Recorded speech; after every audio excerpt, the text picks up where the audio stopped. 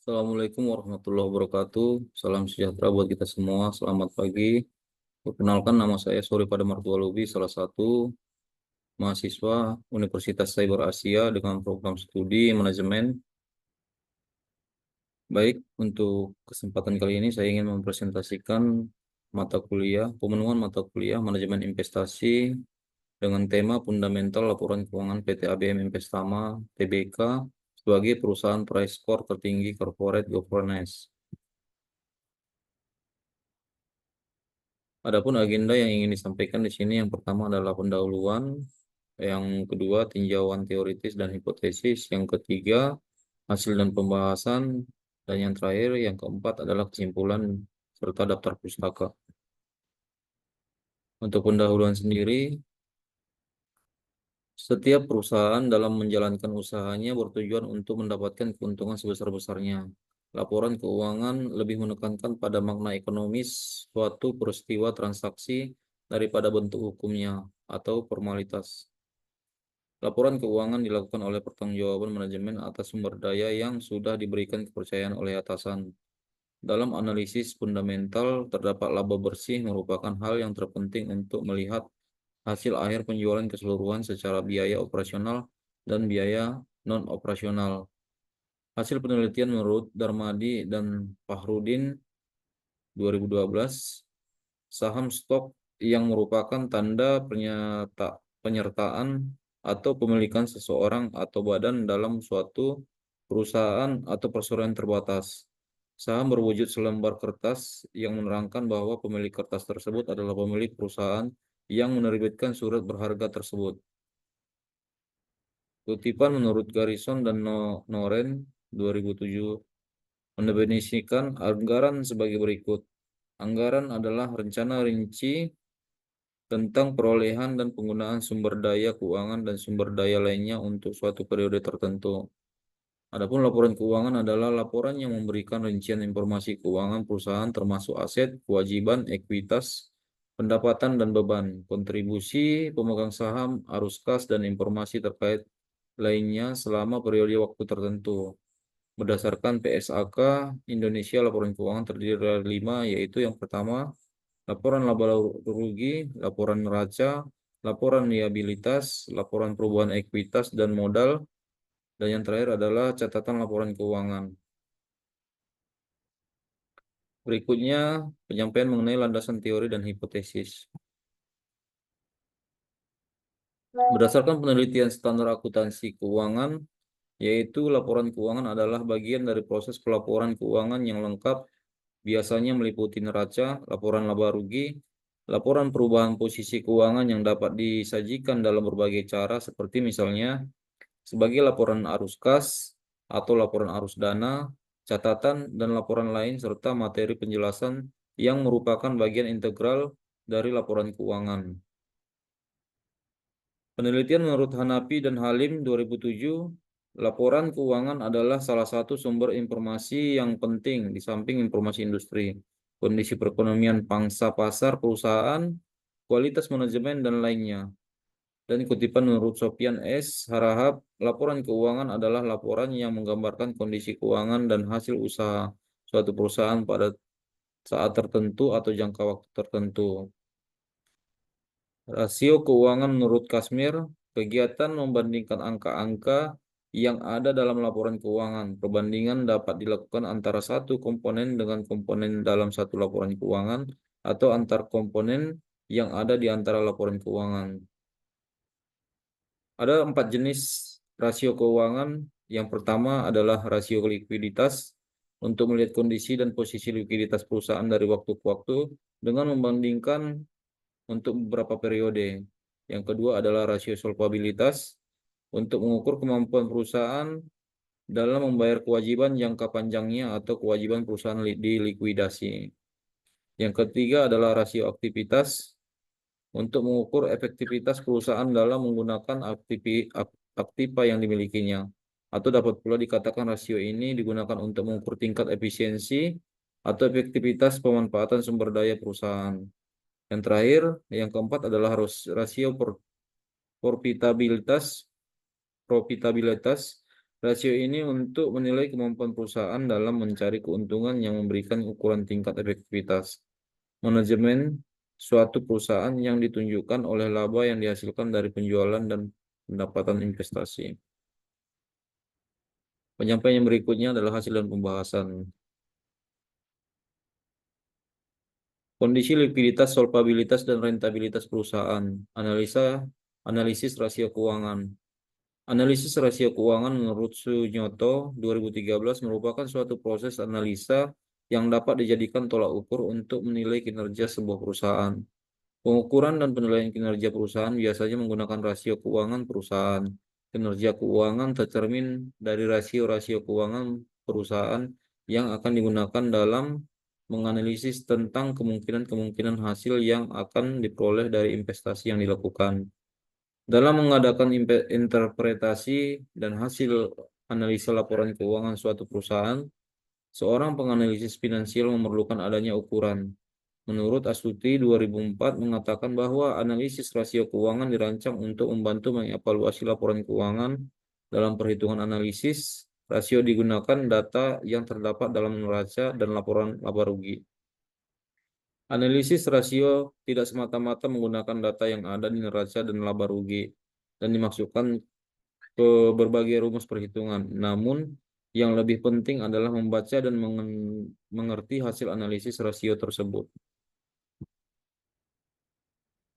Selanjutnya adalah laporan keuangan, laporan neraca, laporan laba rugi, dan laporan arus kas PT ABM Investama Tbk dapat dilihat pada tabulasi di bawah ini.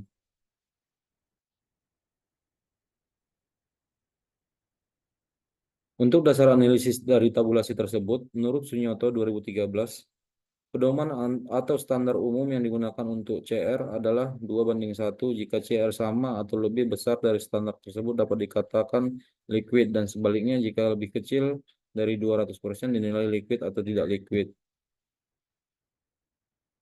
Berdasarkan tabulasi data di atas dapat berdasarkan data tabulasi di atas dapat dijelaskan bahwa ikhtisar keuangan dari PT ABM Investama tahun 2017 dari karena rasio PT ABM Investama Tbk dapat dilihat pada tabel data sebesar 160% atau 1,60.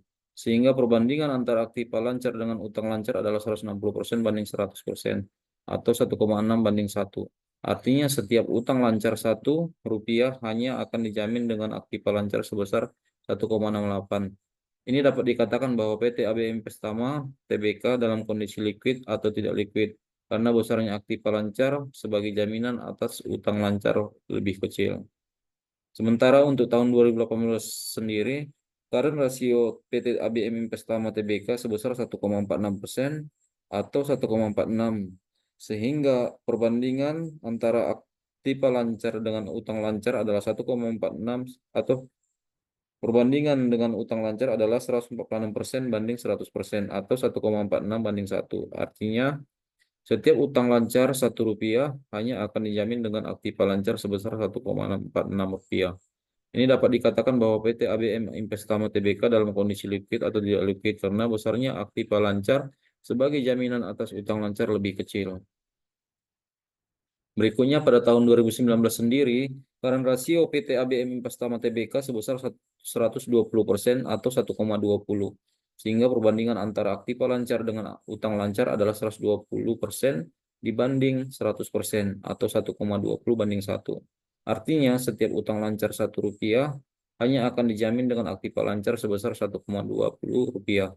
Ini dapat dikatakan bahwa PT ABM Investama Tbk dalam kondisi liquid atau tidak liquid karena besarnya aktiva lancar sebagai jaminan atas utang lancar lebih kecil.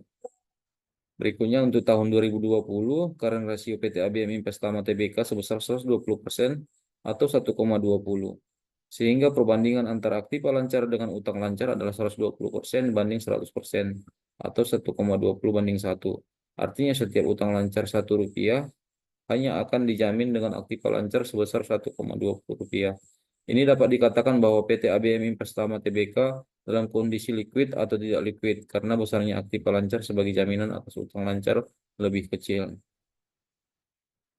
Berikutnya, untuk tahun 2021 sendiri, Current ratio PT ABM Investama Tbk sebesar 165% atau 1,65, sehingga perbandingan antara aktiva lancar dengan utang lancar adalah 165% banding 100% atau 1,65 banding 1.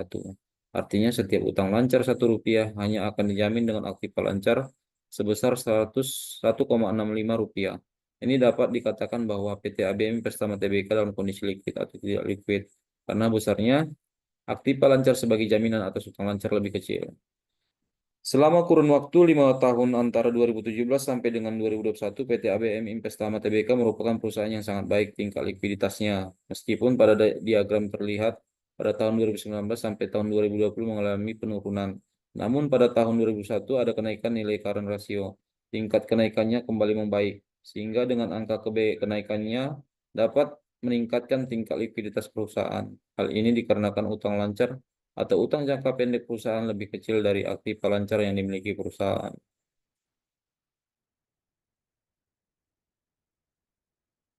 Berikutnya mengenai analisis rasio solvabilitas PT ABM Investama.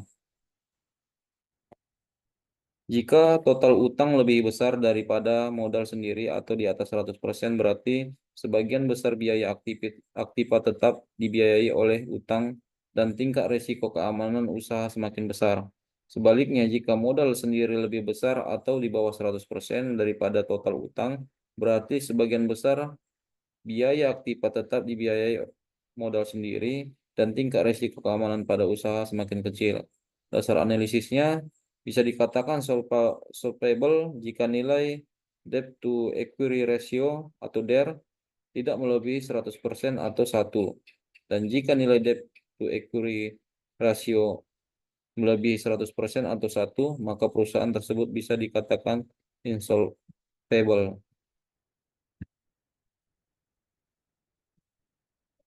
Penjelasannya adalah untuk tahun 2017, DER PT ABM Investma Tbk dapat dilihat pada tabulasi data sebesar 542% atau 5,42, sehingga perbandingan antara total utang dengan modul sendiri adalah 542% banding 100% atau 5,42 dibanding 1. Artinya setiap 5,42 rupiah total utang hanya akan dijamin dengan Rp1 modal sendiri.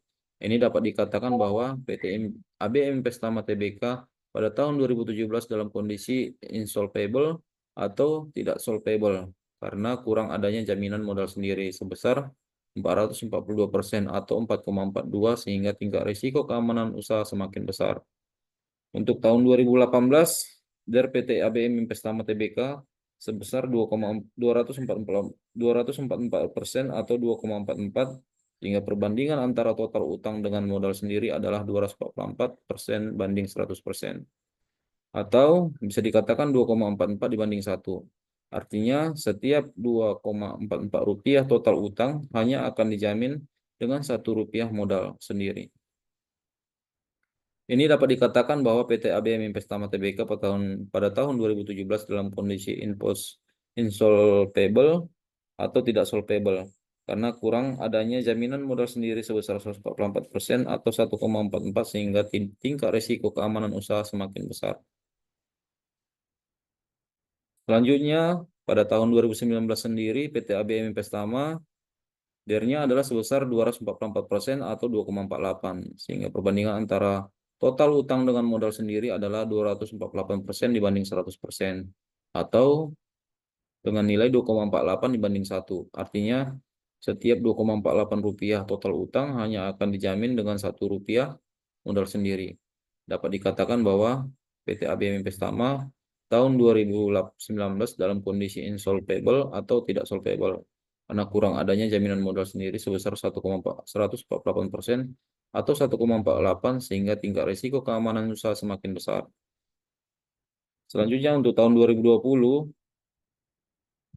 DER-nya sebesar 411% atau 4,11, sehingga perbandingan antara total utang dengan modal sendiri adalah 411% dibanding 100%, atau bisa dikatakan 4,11 dibanding 1.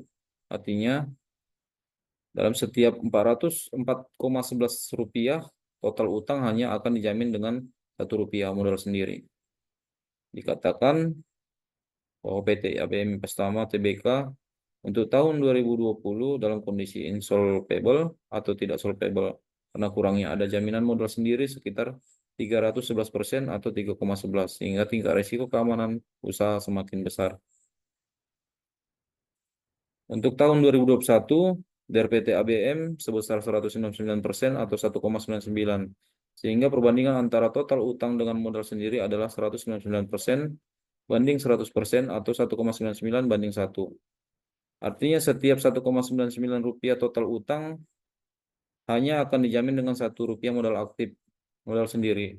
Ini dapat dikatakan bahwa PT ABM Investama Tbk pada tahun 2017 dalam kondisi insolvable atau tidak solvable karena kurangnya adanya jaminan modal sendiri sebesar 99% atau 0,99 sehingga tingkat risiko keamanan usaha semakin besar. Dari penjelasan di atas, selama kurun waktu 5 tahun antara 2017 sampai dengan 2021, PT ABM Investama Tbk merupakan perusahaan yang kurang baik tingkat solvabilitasnya, namun mengalami perbaikan dari tahun 2018 sampai 2019. Sedangkan tahun 2020 kembali melonjak hingga di tahun 2021 mengalami perbaikan tingkat solvabilitas yang cukup membaik. Analisis rasio rentabilitas. Untuk tahun 2017, ROI PT ABM Investama Tbk dapat dilihat pada tabulasi data sebesar 3,43% atau 0,0343 sehingga perbandingan antara laba bersih sesudah pajak dengan modal sendiri adalah 3,43% banding 100% atau 0,0343 dibanding 1. Artinya setiap Rp1 modal sendiri akan menghasilkan 0,0343 laba bersih sesudah pajak. Di tahun berikutnya, pada tahun 2018, ROE-nya sebesar 26,43 atau 0,2643, sehingga perbandingan antara laba bersih sesudah pajak dengan modal sendiri adalah 26,43% dibanding 100%. Artinya, setiap Rp1 modal sendiri akan menghasilkan 0,2643 laba bersih sesudah pajak. Untuk ROI tahun 2019 itu sebesar 308% atau 0,0308.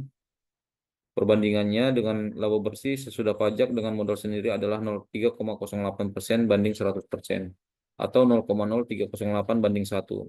Artinya setiap Rp1 modal sendiri akan menghasilkan 0,0308 laba bersih sesudah pajak.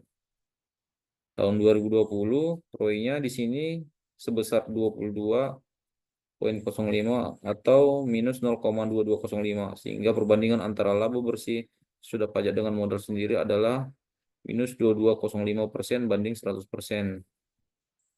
Artinya setiap Rp1 modal sendiri akan menghasilkan minus 0,2205 rupiah laba bersih sesudah pajak. Selanjutnya pada tahun 2021 ROI PT ABM Investama dapat dilihat pada tabulasi data sebesar 3,34% atau 0,334 sehingga perbandingannya antara laba bersih sesudah pajak dengan modal sendiri adalah 3,34 banding 100% atau 0,0334 banding 1. Artinya dalam Rp1 modal sendiri akan menghasilkan 0,0334 persen, 0,0334 rupiah laba bersih sesudah pajak. Penjelasannya adalah selama kurun waktu 5 tahun antara 2017 sampai 2021, PT ABM Investama merupakan perusahaan yang kurang baik tingkat rentabilitasnya atau bisa dikatakan kurang profitable meskipun cenderung fluktuatif. Penyampaian berikutnya mengenai kesimpulan. Selama kurun waktu 5 tahun antara 2017 sampai dengan 2021, PT ABM Investama Tbk merupakan perusahaan yang sangat baik tingkat likuiditasnya. Meskipun pada diagram terlihat pada 2019 sampai 2020 mengalami penurunan, namun pada 2021 ada kenaikan nilai current ratio, tingkat kenaikannya kembali membaik. Sehingga dengan angka kenaikannya dapat meningkatkan tingkat likuiditas perusahaan. Hal ini dikarenakan utang lancar atau utang jangka pendek perusahaan lebih kecil dari aktiva lancar yang miliki perusahaan.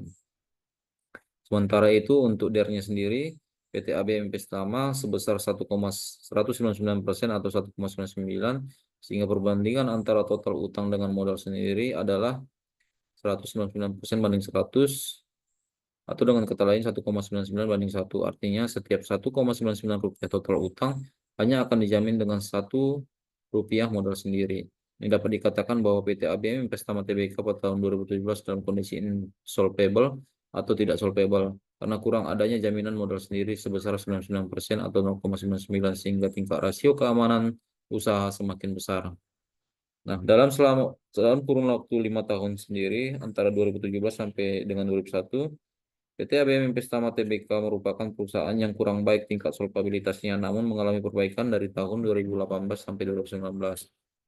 Sedangkan untuk tahun 2020 kembali melonjak hingga di tahun 2001 mengalami perbaikan tingkat solvabilitasnya yang cukup membaik. Berikutnya, untuk 5 tahun 2017 sampai dengan 2001, PT ABM merupakan perusahaan yang kurang baik tingkat rentabilitasnya atau bisa dikatakan kurang profitable meskipun cenderung fluktuatif. Selanjutnya daftar pustaka. Demikian presentasi yang dapat saya sampaikan. Terima kasih. Saya sudahi. Assalamualaikum warahmatullahi wabarakatuh. Selamat pagi.